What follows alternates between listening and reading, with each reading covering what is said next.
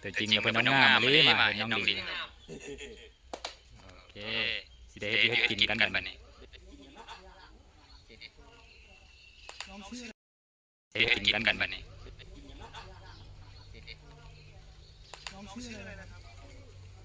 สบายดีนี่อันแน่ออนทัวร์มอดีแล้วพามาหาน้องลิงมันก็ได้สบายดีน้องลิงนี่เจ้าภาพมันนี่พาอายเป็นมาแล้วก็เฮ็ดกินน้ำเดียวมันกินข้าวเอง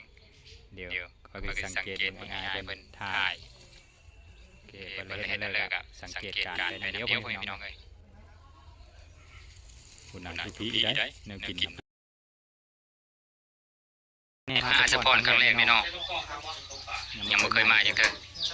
เกือบไม่ได้มานี่เป็นอะไรครับหลงทางไปมากเลยหลงทางเลี้ยวมาทางอัสสัมชัญเพราะว่าไอ้แขกบอกไปเจอกันที่เซโปนแล้วพี่ก็ไม่เคยมาเส้นนี้เลยมันใช่ป่ะ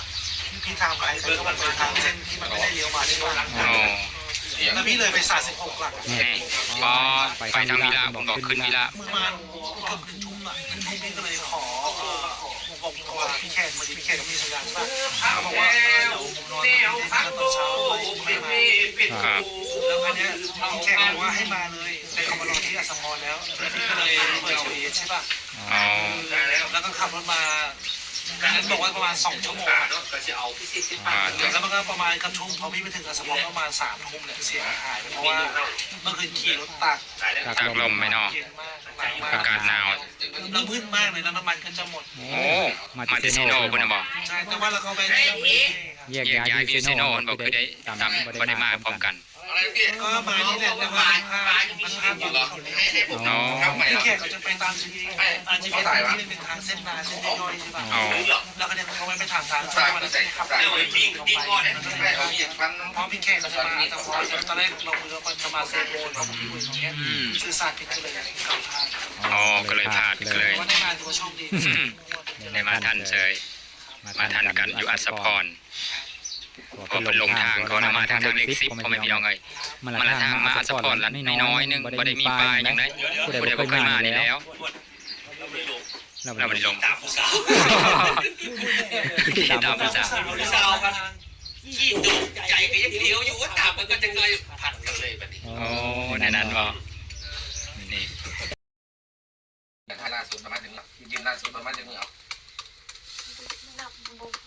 ใส่เดือนแล้วเป็นบ่โดนแล้วเป็นบ่ทางอะไรมาได้แล้วใส่พุงโอ้จับคนได้ยังกันว่าผมจะถ่ายที่ทำไงผมจะถ่ายถิ่มใส่ดิบ่ได้เฮิงด้วยว่ามันลายป่ะไอ้ก็ถามน้องลิงว่ากินเวลาสุด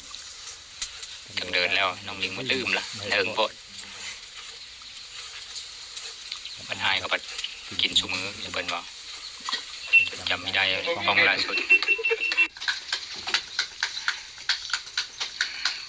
จากมาหุงกับสำนานน้องลิงนะแต่ว่าอันคูดไม่มีบริงมีอยู่บ่เอาไปหน้าลืมมาปั่นเท้าไปใส่อยู่หน้าแล้วลืมมาน้องลิงว่าที่จริงก็มีอยู่อันคูดก็ได้ขนาดไม่ได้ใส่อันคูดนะเนี่ยจากวันนี้น้องลิงยังสำนานเลยนี่จากไวคือไปเลยนี่ข่าวเดียวนั่นก็อยู่แล้วนะบางแนวพี่น้องบุญนั่นแหละก็เอากันถ้าผู้ใดได้ในอนาคตต่อไปผู้ใดได้น้องลิงไปเป็นปัญญาโอ้โชคดีเลยแหละเลิงไปเอิญการสร้างให้ยืดกินเรียบร้อยเมื่อน้องลิงนี่แซ่บก็แซ่บได้เด้อโอ้ถามมาได้เลยว่าไม่ได้เดินนะอยู่ได้แฟนบ่นั่นบ่แฟนบ่ยังมีผู้บ่าวบ่อยู่ผู้บ่าวเขาขอมาเอาบ่เอาเราว่าถ้าผู้บ่าวลูกรอหน้าตาดีเนี่ยเขาขึ้นเบื้องก่อนฮะเฮ้ยเปลี่ยนใจง่ายเนี่ยเริ่มล้างผักแล้วบัดนี้เคยได้กินแล้วลิงน้องตัวอยู่คนเดียวแล้วกินข้าวเที่ยงประมาณ1 ชั่วโมงแต่ละเธอนะบางมื้อก็ได้กินน้ำลิงเรามันบ่เยอะได้อยู่คนเดียวนะยานตุยน้องลิงเลยจะตุยอยู่ได้ไม่แม่นยันตุยอยู่ตอนนี้ถ้าเลือกระบุน้ำหนักนะบ่ฮอด40 แน่น้ำหนัก39 ย่างไปทุ่งหน้าก็ได้ในลมเฮงตรงนี้ บิวเลย หายอยู่สอยอีโพ สูง100เด้อ50เด้อ แค่ประมาณเมตร50บาทเลย ประมาณ50ปลายน้องลิง ห บ่ วนหาอยู่ดิ อายุเท่าไหร่ละ15บ่ 45 ก็จะเอา15แล้ว เล็กน้อย มาตีเราเป็นสาวแล้วน้องลิงเบานี่เริ่มเป็นสิวละแต่ก็ตอนไม่ได้เป็นสาวนั้นรถหน้าเราเก่งกว่านี้แล้วเปล่าบ่มีสิววันนี้เริ่มมีสิวแล้วเด้อ นี่